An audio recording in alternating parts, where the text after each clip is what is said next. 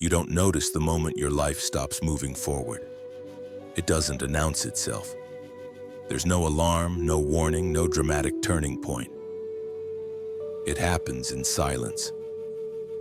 One day, without realizing it, you cross an invisible line. The moment where you stop improving and start maintaining. You keep living, working, trying, but something essential slips away. Momentum. There's a quiet terror hidden inside that word. Momentum is what makes a child learn faster than a genius, what makes amateurs outgrow prodigies, what makes ordinary people one day wake up extraordinary. And without momentum, your potential begins to rot. No one talks about this. They talk about goals, dreams, ambition, the glamorous parts of progress. But momentum is the invisible engine underneath all of it, and when it dies, something inside you dies with it. Look closely at yourself. There are things you once wanted desperately, yet now feel strangely distant. Skills you promised yourself you'd learn, still untouched. Talents you once believed you had, now dim and doubtful. Dreams you used to talk about, quietly buried under practical excuses. You don't remember giving up. But something gave up on your behalf. You didn't lose your ambition. You lost the sense that improvement is possible. And here's the unsettling part. Most people spend their entire lives trapped in that state, not failing, not succeeding, just hovering. They convince themselves that genius belongs to others, the child prodigy, the naturally gifted, the lucky, the chosen. They mistake consistency for talent. They confuse repetition with stagnation. They assume genius is a lightning strike instead of a slow, steady burn. But imagine just for a moment that this belief, this quiet resignation, is not a truth, but a prison. A prison designed not by malice, but by misunderstanding. You were raised on a myth that extraordinary people are different from you, that their brains, circumstances, gifts, or destinies separated them at birth. But what if the world's most brilliant minds, most skilled artists, most disciplined warriors weren't born special? What if they were constructed?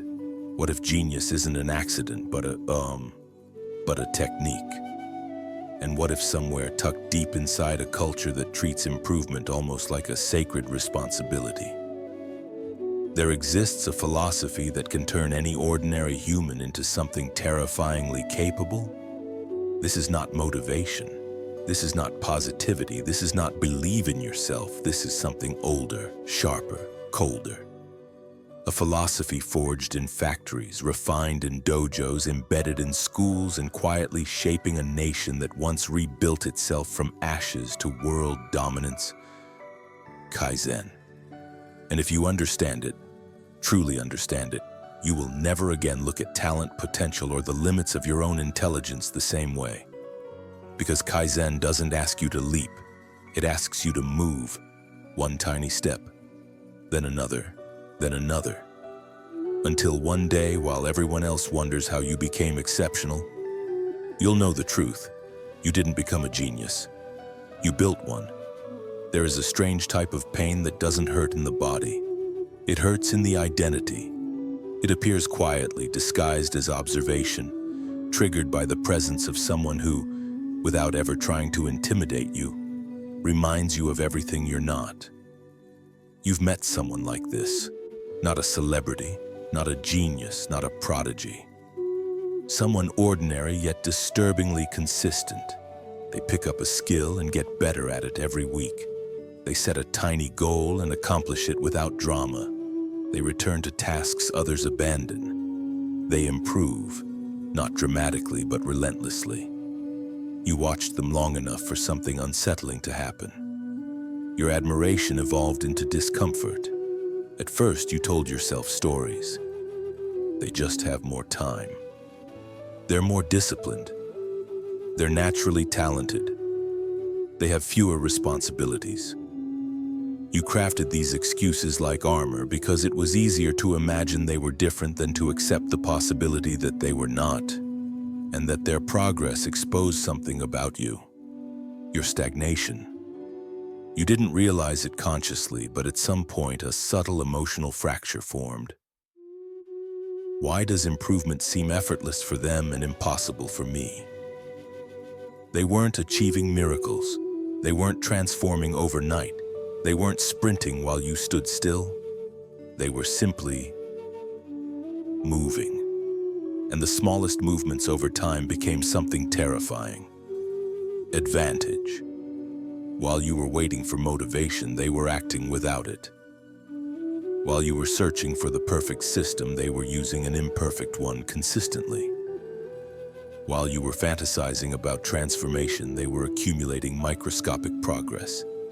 It wasn't dramatic, it wasn't heroic, it was invisible until it wasn't. One day they spoke better, moved smarter, understood deeper, executed faster, created smoother. You watched it happen like a magic trick whose secret you didn't know. Their life expanded, yours remained familiar, their potential blossomed, yours stayed conceptual. And without ever trying to, they forced you into a disturbing realization. It's not that I can't improve, it's that I don't know how improvement actually works. This person wasn't born ahead. They walked ahead. Small steps, boring steps, unimpressive steps, but steps. And here's the uncomfortable truth. They were operating under a principle you didn't have a name for. You were raised in a culture obsessed with big moments, big wins, big breakthroughs, big transformations, big goals. If this insight resonated even a little, take the next small step, hit like. Not because it's a one-time action, but because it's a tiny improvement in your day, a commitment to noticing growth. And if you're ready to keep building yourself piece by piece, day by day, subscribe. We'll explore the ideas, the philosophies, and the hidden truths that most people ignore, but that can quietly transform who you are. One step, one action, one video at a time. You were taught that effort must feel dramatic or it doesn't count. You were conditioned to believe progress is measured in leaps, not increments. Your mind learned to crave the exceptional and reject the ordinary. But they, the one who quietly surpassed you, lived by a different law. Improvement through accumulation, not intensity. You noticed their behavior but never understood its origin. You saw the results but missed the philosophy. And while you tried to leap your way into a new life, they inched their way into one. The painful truth is this: they didn't work harder than you. They worked smaller than you. And because they worked smaller, they never stopped. That is the effect. The cause: a philosophy so simple it appears naive. So quiet it appears weak. So incremental it appears pointless. Until it turns a nobody into an anomaly. Kaizen, the art of never-ending improvement. But before Kaizen was a philosophy, before it became a productivity buzzword, before CEOs slapped it on buildings and books reduced it to bullet points, it was a survival mechanism for a broken nation. It was born from ashes. It rose from humiliation. It emerged not out of ambition, but necessity. And understanding this origin is what transforms Kaizen from a cute idea into a weapon. Because Kaizen didn't start in classrooms, offices, or self-help seminars. It started where desperation breathes different air. In Japan, after losing everything, not metaphorically, literally, a country shattered, factories destroyed, economy crippled, morale obliterated, a civilization forced to confront a terrifying question. How do you rebuild a world when you lack the power to rebuild it all at once? The answer was not strength, not genius, not motivation. The answer was something dangerously humble. One small improvement every day by everyone, everywhere, tiny changes, insignificant at first glance, meaningless alone, monstrous together. Kaizen didn't transform individuals first, it transformed a nation. And later it began transforming people like the one who quietly surpassed you and left you wondering why your effort always collapses under its own weight. You've felt the effect. Now finally we approach the cause. The first misunderstanding most people have about Kaizen is also the most damaging. They think it's about improvement. It isn't. Improvement is a result, a byproduct, a shadow cast by something deeper. Kaizen doesn't focus on what you become. Kaizen focuses on how you change. To understand this shift, you must follow a trail of uncomfortable realizations. Realization 1. You were trained to worship big efforts. Your culture taught you to love the dramatic. New year, new me. Start Monday. Go all in. Reinvent yourself. Your brain was conditioned to believe that greatness requires intensity. The grand gesture, the heroic push, the moment where everything changes. It's cinematic, it feels good, it's also the reason you fail. Big efforts are exhausting, you can't sustain them. Your identity isn't built to withstand transformation by force. So every time you've tried to change your life, you've done it like a sprinter in a marathon. You burst out of the gate with energy and collapse halfway through. Then you blame discipline, or motivation, or fate. You never blame the method, because you don't realize there is a method. Realization 2. You assume progress should feel powerful. If an action doesn't feel significant, dramatic, or painful, you dismiss it. You don't see the value in reading 1 page, writing 1 paragraph, doing 5 push-ups, practicing a skill for 5 minutes, improving a tiny detail no one notices. Your ego hates small actions. Small actions don't make you feel like a different person. They don't feed your identity. They don't create a story worth bragging about. So you wait for the perfect moment, the emotional surge, the lightning strike that turns you into a different version of yourself. And while you wait, someone else moves, quietly, incrementally, unemotionally, until one day they are miles ahead. And you have no idea how, because you never saw them sprint. Realization 3. You confuse speed with direction. Most people try to improve like drowning swimmers, frantic, desperate, impulsive. Kaizen practitioners don't care about speed. They care about trajectory. They understand something your school, your parents, and your society never taught you. Genius is not the result of intensity. Genius is the result of continuity, not, I worked hard, but I never stopped. The human brain is a terrifying machine when properly directed. It can master languages, reshape the body, rewire habits, and build skills normal people consider impossible. But it only does this under one condition. It must be allowed to improve a little at a time. Push it too hard and it rebels. Push it just enough, and it adapts. This is where the slow burn becomes psychological. You were taught that greatness requires strength. Kaizen teaches that greatness requires weakness, or more precisely, the humility to start embarrassingly small. Realization 4. You don't lack ambition, you lack tolerance for boredom. Ambition is easy. Consistency is a war against your own psychology. Your brain craves novelty, dopamine, the thrill of progress. Kaizen removes the thrill. Kaizen replaces it with something unsettling. Repetition. Not glamorous repetition, the kind Instagram motivational quotes pretend is noble. Real repetition. The kind that feels insignificant. The kind that feels beneath you. The kind no one applauds. And here lies the emotional twist. The genius you admire, the person who quietly surpassed you, wasn't more gifted. They were more patient with boredom. They understood something brutal. Boredom is the price of mastery. You wanted excitement. They wanted progress. You wanted transformation. They wanted one more step.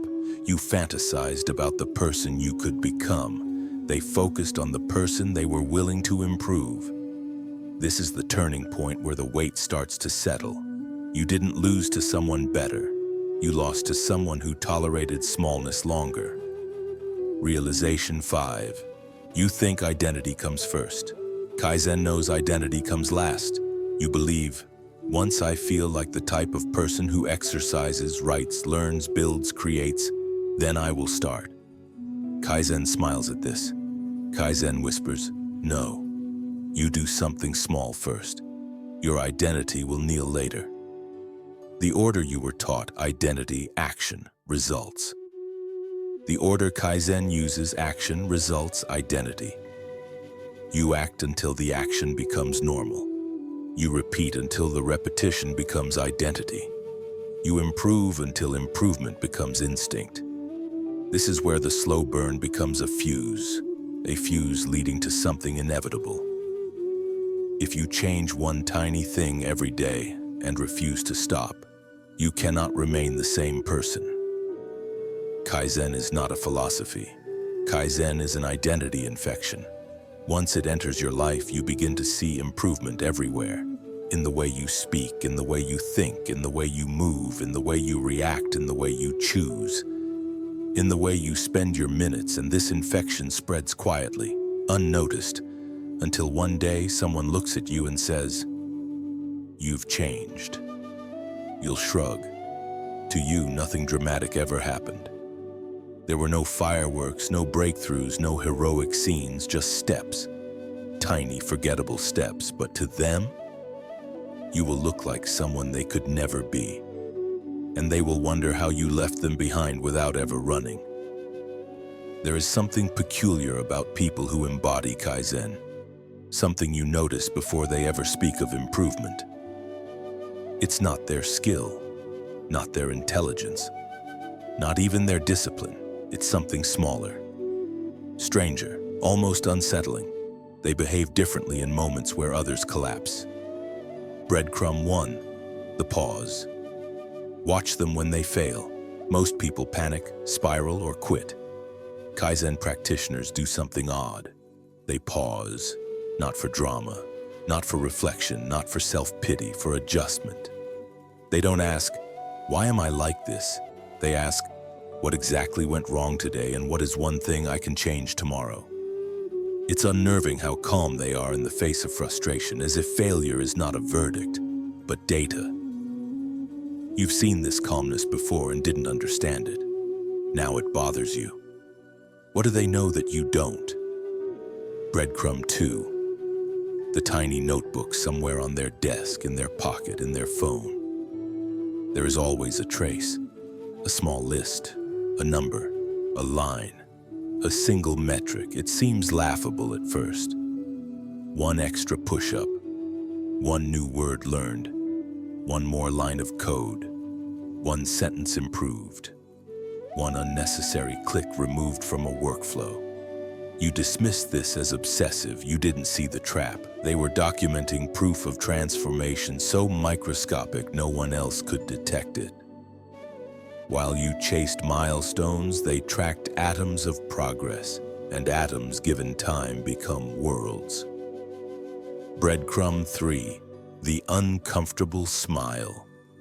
There is a moment, and you've witnessed it, where you complain about a difficulty and they smile, not out of arrogance, not to mock you.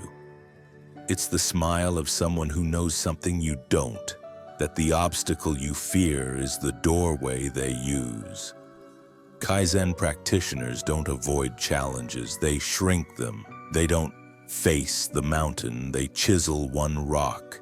Every challenge to them is not a fight, but a fraction. You feel insulted by their calmness, yet strangely pulled toward it, like they are living inside a different psychological ecosystem. Breadcrumb 4, the vanishing ego. This is the one that disturbs you the most. They do not brag about improvement. They don't need to. Kaizen practitioners are terrifying because they lack the insecurity that drives others to perform progress instead of building it. They value the action more than the appearance of the action. This makes them look almost alien in a world addicted to results without roots. Their ego dissolves where yours resists. Why? What belief system lets someone detach from status so completely that microscopic gains feel satisfying? This question lingers in your chest like smoke.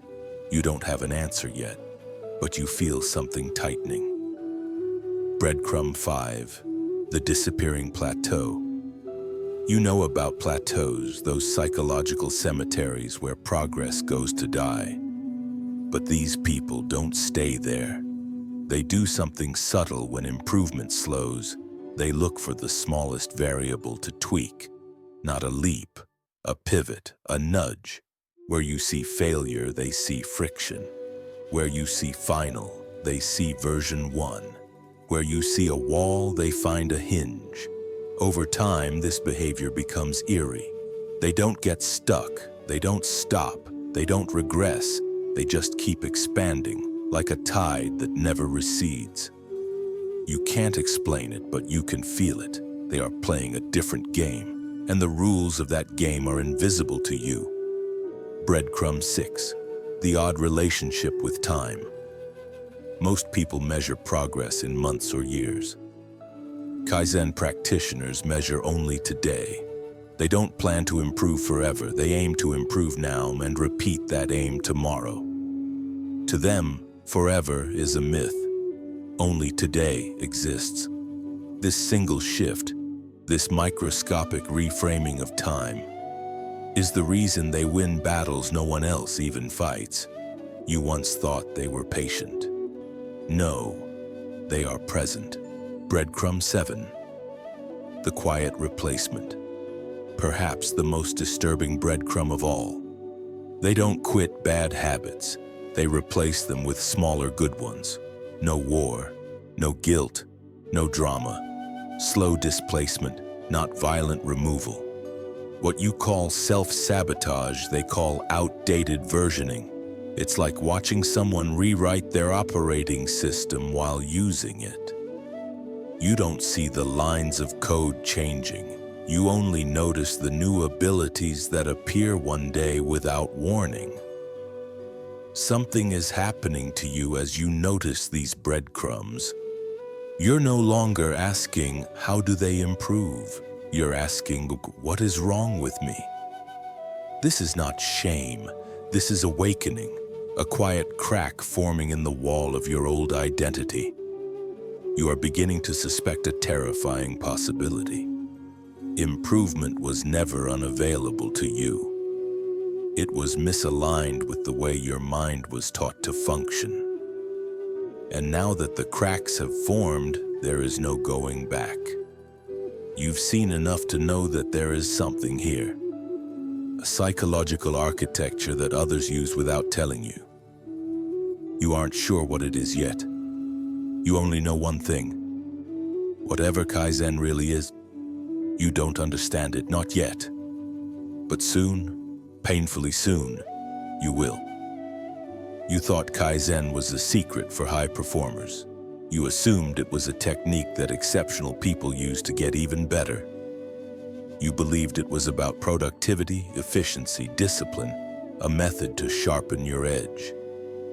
You were wrong. Kaizen was never designed to create extraordinary individuals. It was designed to prevent collapse. To understand Kaizen, you must confront a truth that almost feels like betrayal. Kaizen wasn't born out of ambition. It was born out of shame. Not personal shame, national shame. The Japan you admire today, and the nation synonymous with precision, craftsmanship, and excellence, did not start that way. After World War II, Japan was humiliated, defeated, disassembled. Every illusion of strength was obliterated. Every system was ruined. Every structure, physical, social, psychological, was cracked open. The country had no resources, no time, no power, no luxury of failure. They couldn't rebuild in leaps. They couldn't inspire the nation with grand visions. They couldn't afford heroism. They had only one path: Tiny improvements everywhere by everyone without exception. Kaizen was not a philosophy. It was a survival protocol. It wasn't about becoming the best. It was about not disappearing. And here comes the twist you weren't prepared for. The world has trained you to pursue greatness. Kaizen trains you to avoid regression. You've spent your life chasing transformation, the fantasy of waking up one day as a radically improved version of yourself. Kaizen laughs at this idea. Kaizen doesn't transform you. Kaizen accumulates you piece by piece, layer by layer, day by day, until suddenly you are not the same person. Not because you made a leap, but because you left behind the version of yourself that couldn't take the next step. Genius isn't something Kaizen produces. Genius is the residue Kaizen leaves behind. A side effect, an accident. You don't pursue mastery, you outgrow mediocrity so consistently that mastery becomes the only option remaining. The twist is this. You have been trying to become better by force. Kaizen makes you better by erosion. You don't build genius. You dissolve everything that isn't it. At this point, you might feel something dark stirring inside you. A question forming like a whisper at the back of your skull. If this philosophy was powerful enough to rebuild a nation, what could it do to a single human being? The answer is not motivational. It's uncomfortable. Kaizen doesn't ask for ambition. Kaizen demands honesty. And honesty is terrifying because honesty reveals the real enemy. It was never your lack of talent, never your lack of intelligence, never your circumstances. It was your threshold, your inability to tolerate smallness, your addiction to dramatic effort, your ego disguising itself as ambition. Kaizen exposes this with surgical cruelty. The battle was never between you and greatness. The battle was between you and repetition. You didn't fail because the goal was too big. You failed because the first step was too small to satisfy your ego. You weren't blocked by difficulty. You were blocked by insignificance. You wanted a transformation worth announcing. Kaizen offers one that's invisible, until it isn't. This is the point where the story turns. Something breaks here. You realize genius isn't an act of creation. It's a statistical inevitability. If you improve 1% today, and 1% tomorrow, and 1% the next day, and you never stop, you don't become better. You become impossible to compete with. Kaizen does not produce extraordinary effort. It produces inevitable outcomes. This is the moment where your old worldview begins to rot. You used to believe exceptional people are rare. Now you see the horror. Exceptional people are simply those who refuse to stop. There is no magic, no spark, no blessing, only motion. Uncomfortable, uncelebrated motion. The world worships talent. Kaizen ignores it. The world worships breakthroughs. Kaizen dismantles them into grains. The world worships the exceptional moment. Kaizen worships the unglamorous process, and that is the emotional twist. Everything you admired about genius, the mystique, the aura, the inaccessibility, was a lie designed to protect your ego.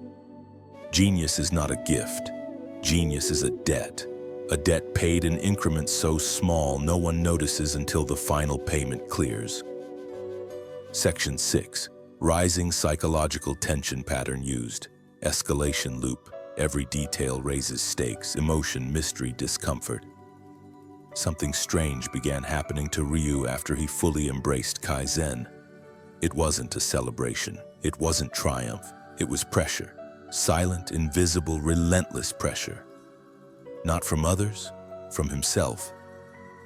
Because once you experience the intoxicating truth that you can get better at anything, not instantly, not magically, but undeniably, your excuses start to rot. Your old stories no longer protect you, and your mind, once comfortably numb, begins to whisper unsettling questions. If growth is always possible, why am I still choosing comfort? If I can improve every day, why am I afraid to start? That's the curse of Kaizen. It doesn't remove your limitations, it removes your justification for keeping them. The shift from possibility to obligation. At first, Kaizen felt like a spark. Tiny, harmless, almost cute. 5 minutes of extra practice. One more page read, one more rep, one more attempt. No resistance. But then something darker seeped in. Ryu could no longer look at wasted time the same way. Silence felt accusatory, rest felt suspicious, every distraction felt like betrayal. Because Kaizen implants a radical belief. Improvement isn't a choice anymore. It's your responsibility. Once you internalize that, your identity fractures. You are no longer the passive observer of your life. You are now accountable to every decision you make. That realization is not peaceful. It is violent. The emotional paradox of growth. Something else began happening. Another internal contradiction. The more Ryu improved, the more inadequate he felt. Not because he wasn't progressing, but because progress exposed how much more was possible. Kaizen reveals a hidden structure of potential, a ladder with no visible end. You climb a rung only to expose 10 more. You learn one skill and discover 20 you don't yet have. You master one idea and find an abyss behind it. It doesn't matter how high you climb. Kaizen whispers, "You're only at the beginning." This creates a psychological paradox. The better you become, the more you see what's missing. The more you learn, the more ignorant you realize you've been. The more capable you feel, the more responsibility you carry. Progress becomes both fuel and burden, and that burden changes people. The quiet moments become loud. Ryu noticed something disturbing. His brain stopped tolerating mediocrity. He couldn't sit and scroll without guilt. He couldn't watch someone complain without analysis. He couldn't ignore small problems anymore. Kaizen rewires you to see flaws, not as irritation, but as opportunity. But with opportunity comes weight. Every idle moment becomes a negotiation. Every task becomes a mirror. Are you improving or are you stagnating? He began waking up at night with ideas, lists, corrections. His thoughts no longer drifted. They sharpened into questions like blades. How can this be done better? What did I learn today? What did I avoid? What excuse did I defend? The brain, once content with entertainment, now hunted progress. And hunting never ends. The antisocial consequence. Kaizen has a hidden cost nobody warns you about. It isolates you, not because you withdraw, but because others start to resent your momentum. People who once laughed at your ambition now feel threatened by it. Ryu's friends started making comments on, "Bro, calm down, why are you always working?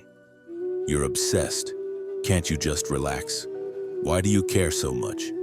They said it jokingly, but their eyes weren't joking. Their discomfort wasn't about his actions, it was about their reflection. Kaizen creates an uncomfortable mirror. Your growth exposes another person's stagnation, and most people don't reflect. They deflect. You become a reminder of what they could be but aren't. So they distance themselves, not because you changed, but because you refused to stay who they expected. The danger of momentum. Here's the part nobody admits. Once progress becomes identity, failure becomes existential. Not failing to succeed, failing to improve. There's a terrifying moment in Kaizen where you realize it's not the big goals you fear losing. It's the version of yourself you're becoming. You fear regression like others fear death, because regression is death, the death of potential, of trajectory, of direction. And this fear becomes motivation, not the gentle motivation of vision boards and motivational quotes, but the primal kind. If I don't move forward, I disappear. Most people never reach this point. Ryu did, and once you cross that line, the world changes shape. Time becomes currency. Habits become weapons. Identity becomes a construction project. Every choice is a brick. There is no neutrality anymore. You are either sharpening your mind or dulling it, and you feel it every hour, every action, every breath. The emotional consequence nobody expects. Here lies the hidden psychological tension that breaks most people. Kaizen doesn't demand perfection, it demands honesty. And honesty is brutal. You can no longer blame your circumstances. You can no longer depend on luck. You can no longer hide behind talent. If improvement is always possible, then failure is always chosen. That truth is unbearable for many, because it means your life is not a product of fate, but of your habits. Your genius is not waiting to be discovered, but constructed, brick by brick, action by action, day by day. The world is no longer mysterious, it is measurable, and if it is measurable, you have no excuse. That realization either crushes you or transforms you. Ryu wasn't crushed, he was ignited. The crossroads of identity. This section crescendos here. There is a moment in Kaizen where improvement stops being something you do and becomes something you are. This transition is irreversible. The tension peaks because identity is the deepest human structure. Once you define yourself as someone who improves daily, comfort becomes suffocating. Stagnation becomes painful. Excuses become lies. Distractions become poison. Growth becomes not an activity, but oxygen. Ryu didn't realize it yet, but this was the point of no return. He was no longer practicing Kaizen. Kaizen was practicing him. And once that happens, you no longer pursue excellence. You become incapable of anything less. There wasn't a dramatic event, no applause, no trophy, no cinematic turning point, just a quiet evening. Ryu was sitting alone in the dojo long after everyone else had gone home. The lights were dim. The air was thick with the smell of sweat and wooden floors. His muscles trembled from hours of repetition, not because he had something to prove, but because he couldn't stop. His body moved through the same sequence again and again, each strike slightly smoother, each movement slightly more precise, each breath slightly more intentional. There was no audience, no teacher watching, no external reward. Just effort, and something beyond effort. It happened on the 1,000th repetition, perhaps the 10,000th. He couldn't tell anymore. His punch landed, and for a moment, time didn't just slow, it dissolved. His mind went silent. Not empty, silent. There was no friction between intention and action, no hesitation, no self-consciousness. He wasn't trying to perform the technique, he was the technique. In that instant, Ryu realized something terrifying and beautiful. He was no longer improving, he was transforming. The moment genius is born. All his life, he believed genius was a gift, something inherited, something granted, something others were simply lucky enough to have. But now, standing in the stillness of his own breath, he understood. Genius isn't talent, genius is inevitability. It is the mathematical outcome of relentless refinement. It is the point where practice stops being practice and becomes instinct, where effort melts into identity, where repetition turns into fluency, where the mind stops arguing and starts expressing. The world lies about genius because the truth terrifies people. Genius is not special, it is earned, and worse, it is available, not to the chosen few, but to anyone willing to make microscopic improvements without applause, anyone willing to be ignored while they build the invisible, anyone willing to tolerate the dullness of repetition until repetition becomes revelation. Kaizen wasn't about getting better, it was about becoming undeniable. And now Ryu wasn't questioning if he could master anything. He was questioning how much of life he had wasted believing he couldn't. The shattering realization. This was the emotional peak, the internal rupture. Ryu finally understood the real enemy was never difficulty. It was never talent. It was never the world. It was the lie. You are who you are. Kaizen annihilated that belief. It proved something most people spend their entire lives avoiding. Identity is not fixed. Who you are is negotiable. Who you are becoming is under construction. What you can do is not determined, it is designed. Ryu saw in a flash of brutal clarity that every genius in history shared a single, unspoken secret. They weren't different from everyone else at first. They just practiced past the point where everyone else stopped. Not because they were obsessed, but because they couldn't accept remaining who they were yesterday. Kaizen doesn't turn you into someone better. It turns you into someone impossible to ignore. The internal confrontation. This realization didn't make Ryu euphoric. It shook him. He stared at his hands, hands that once trembled with insecurity, now steady with precision. And he felt something unfamiliar. Not pride, not excitement, responsibility. He could no longer pretend improvement was optional. He could no longer pretend genius was unreachable. He could no longer pretend life was something happening to him. He had crossed a psychological event horizon. He could never go back to who he was. Because once you glimpse your potential, you are haunted by it. You can't unsee what's possible. You can't unknow the truth. You can't return to mediocrity without feeling an ache. The ache of betrayal, not of others, of yourself. The emotional peak in one sentence. Ryu didn't become a genius the moment he perfected a technique.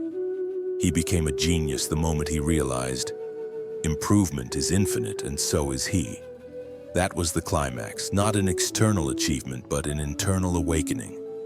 Not a victory, but a metamorphosis.